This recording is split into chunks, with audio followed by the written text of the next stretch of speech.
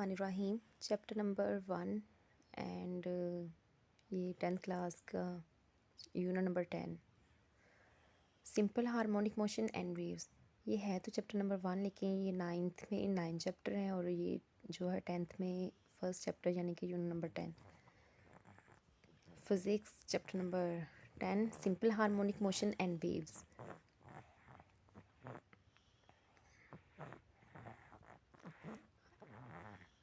First chapter का पहला topic है हमारा सिंपल हार्मोनिक मोशन। ऊपर पैराग्राफ देखते हैं क्या उसमें दिया हुआ है। A body is said to be vibrating if it moves back and forth और to and fro about a point. एक बॉडी जो है वो वाइब्रेट कर रही होती है अगर ये एक पॉइंट के आगे पीछे हरकत करे या फिर to and fro back and forth यानी कि बैक पुश्त की तरफ जाए और आगे की तरफ जाए, या फिर टू एंड फ्रो आगे पीछे जाए एक पॉइंट के।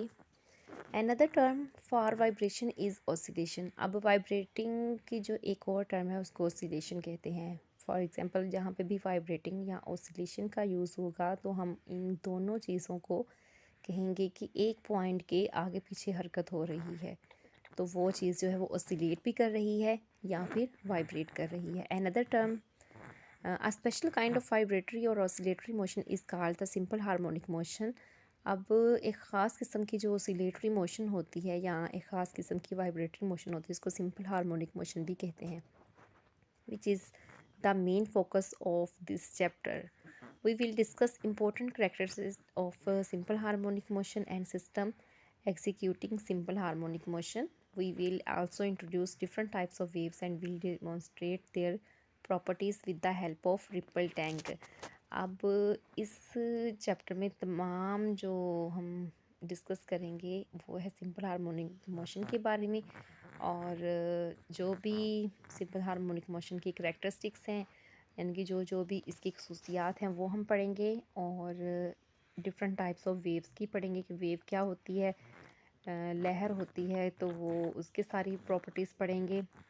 Will demonstrate their properties with the help of the ripple tank. एक रिपल टैंक जो है उसकी मदद से हम इसकी तमाम प्रॉपर्टीज़ को लर्न करेंगे। First of all we learn to simple harmonic motion.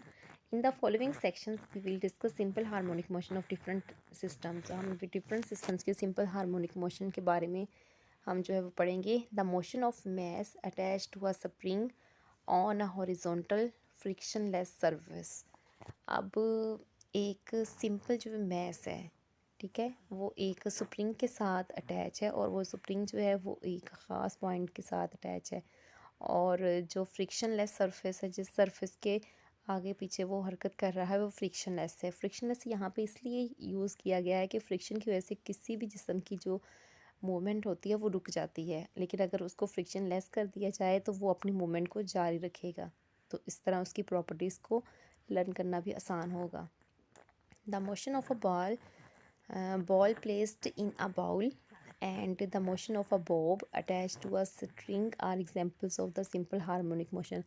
इसी तरह से जो एक बॉल है जो जिसको हमने एक बाउल में रखा हुआ है उसकी जो मोशन होती है वो भी सिंपल हार्मोनिक मोशन है। और एक बॉब होता है गोल अंडा सा होता है लोहे का, तो वो अटैच टू अ स्ट्रिंग एक रस्सी के साथ बंधा हुआ है, तो उसकी जो मोशन होगी आगे और पीछे किसी पॉइंट के उसको वो भी एग्जांपल है सिंपल हार्मोनिक मोशन की। अब हम यहाँ पे जो फिगर में भी दी हुई है simple harmonic motion of a mass spring system, तो ये एक मैस स्प्रिंग सिस्टम है, इसके मोशन के बारे में हम पढ़ेंगे। ये एक सिंपल हार्मोनिक मोशन की एग्जांपल है। Motion of a mass attach to a spring one of the simplest types of the oscillatory motion is that of horizontal mass. Horizontal mean आपको बता दूं कि हॉरिजॉन्टल क्या होता है, एक्स एक्सिस और वाई एक्सिस के बारे में आप जानते हैं। तो अब ये जो एक्स एक्सिस है इसको हम कहते हैं हॉरिजॉन्टल एक्सिस, और जो ऊपर से नीचे होता है उसको वाई एक्सिस बोलते हैं या वर्टिकल एक्सिस बोलते हैं।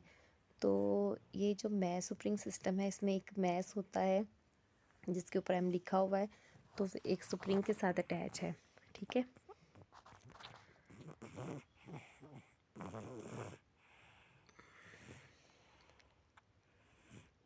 If the spring is stretched or compressed through a small displacement x from the its mean position क्या होती है? mean position जो है वो कहते हैं मिड पोजीशन, जहाँ पे वो मैस बिल्कुल रुका हुआ है। अभी हमने ना तो उसको ए की तरफ मूव किया है, ना उसको बी की तरफ मूव किया है, बल्कि वो अपनी मीन पोजीशन ओ पर है।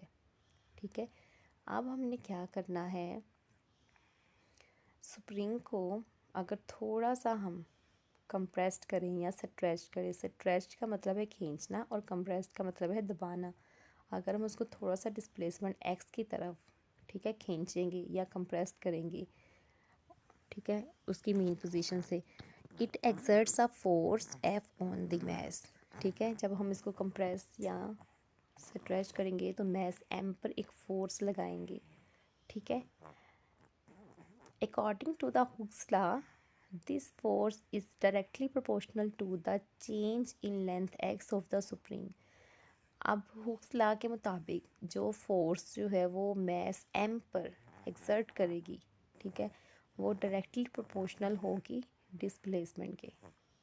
ठीक है, यानी कि जितनी ज़्यादा फोर्स लगाएंगे उतना ही ज़्यादा डिस्प्लेसमेंट तय होगा, जितनी कम फोर्स लगाएंगे उतना ही कम जो है वो मूव करेगा। डायरेक्टली प्रोपोर्शनल का मतलब होता है अगर एक मिकदार ज़्यादा हो रही है तो दूसरी भी उसी हिसाब से ज़्यादा होगी, अगर एक मिकदार कम हो रही है तो दूसरी भी इसी हिसाब से कम होगी, कम और ज़्यादा होगी। ठीक है, अब यहाँ पे F directly proportional to X, directly proportional का जो साइन है वो ख़त्म किया तो हमारे पास कांस्टेंट के आ गया और साथ में माइनस का साइन इसलिए आया कि ये जो डिस्प्लेसमेंट है वो फोर्स के जो है वो ऑपोजिट जो है वो काम कर रहा है। यहाँ पे नीचे इसका बता भी देंगे, where X is the displacement of the mass from its mean position O and K is the constant called the spring constant defined as the K is equal to minus F over X. यानी कि के जो हम जो है वो उसको इधर ही रहने देंगे तो माइनस का साइन जो है वो एफ़ के उस तरफ चला जाएगा एफ़ के साथ, और एक्स जो है वो इधर मल्टीप्लाई हो रहा है के साथ, तो उधर जो है वो डिवाइड हो जाएगा, एफ ओवर एक्स बन जाएगा। द वैल्यू ऑफ के is measured of the stiffness of the spring. अब जो के की वैल्यू है वो जो है वो डिपेंड करती है किस पर, स्टिफनेस। स्टिफनेस होती है स्प्रिंग की जो है वो सख्ती, कि कितना वो नरम है या कितना वो मतलब कि कह सकते हैं हार्ड है। Stiff springs have large value. अगर तो हमारे पास जो है वो स्टिफ होगा स्प्रिंग तो उसकी लार्ज वैल्यू होगी के की। अगर हमारे पास सॉफ्ट स्प्रिंग होगा तो उसकी स्मॉल वैल्यू होगी। S F is equal to M में, ये हमें पहले ही पता है कि मैस जो वो जो होता है फोर्स जो होती है वो एम ए के बराबर है। देयरफॉर अगर हम एफ़ की जगह पे जो है वो एम ए अप्लाई कर दें तो ऊपर वाली जो इक्वेशन है हमारी K is equal to minus F over X, तो वो हमारे पास बन जाएगी एम ए ओवर एक्स। ठीक है, अगर यहाँ पे हम एक्सलेरेशन की वैल्यू निकालना चाहें तो हमारे पास ए जो है वो इधर रह जाएगा, दूसरी तरफ एम ओवर एक्स जो है वो उल्टा हो जाएगा, के ओवर एम बन जाएगा। ठीक है, तो ये हमारे पास आ जाएगा A is equal to minus K over M X. ठीक है, अब इसका मतलब ये है कि जो एक्सलरेशन है वो किसी भी मैस की acceleration attach to a spring is directly proportional to its displacement X from the mean position. Hence the horizontal motion of a mass spring system is an example of the simple harmonic motion. अब जो negative sign है इसका मतलब क्या है, negative sign of the equation means that the force exerted by the spring is always directly opposite to the displacement of the mass। मैंने भी यही कहा था कि जो माइनस साइन है वो जो है वो डायरेक्शन को शो कर रहा है कि ये जो डायरेक्शन है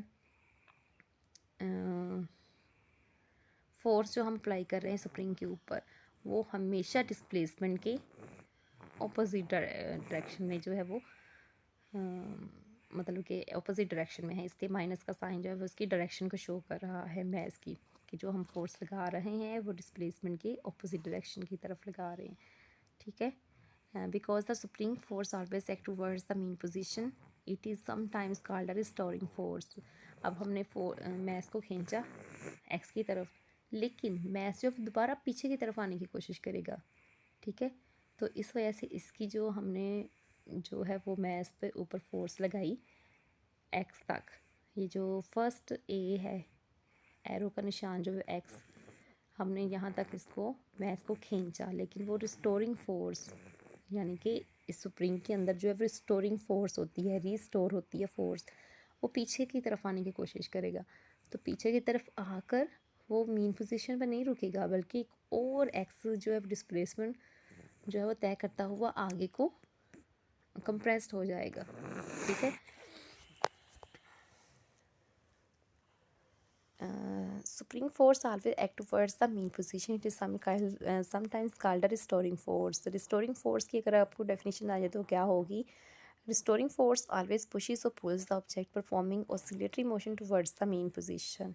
ठीक है। restoring force ऐसी force होती है जो कि spring को जो है वो मैं spring को जो है वो या तो push करती है या pull करती है oscillatory motion, performing oscillatory motion towards the main position, main position की तरफ लाने की कोशिश करती है, मेन पोजीशन से फिर कंप्रेस्ड होकर करने की उसको कोशिश करती है। तो यही है सिंपल हार्मोनिक मोशन कि एक मेन पोजीशन के इर्द गिर्द आगे पीछे, ठीक है, आगे पीछे हरकत करना, यही तो एक सिंपल हार्मोनिक मोशन की एग्जाम्पल है। यहाँ तक तो हो गया हमारी जो है वो सारा सिंपल हार्मोनिक मोशन की जो है वो रिक्वायरमेंट्स क्या थी कि उस पर एक फोर्स एक्सर्ट करेगी, वो फोर्स जो है वो रिस्टोरिंग फोर्स होने की वजह से पीछे की तरफ आएगी और फिर इसी तरह से कंप्रेस्ड होगी और मेन पोजीशन के आगे पीछे मूवमेंट होती रहेगी। और यहाँ से हमने जो है वो इक्वेशन भी फाइंड कर ली कि के की वैल्यू भी फाइंड कर ली और के की वैल्यू भी फाइंड करने के बाद उसके एक्सप्रेशन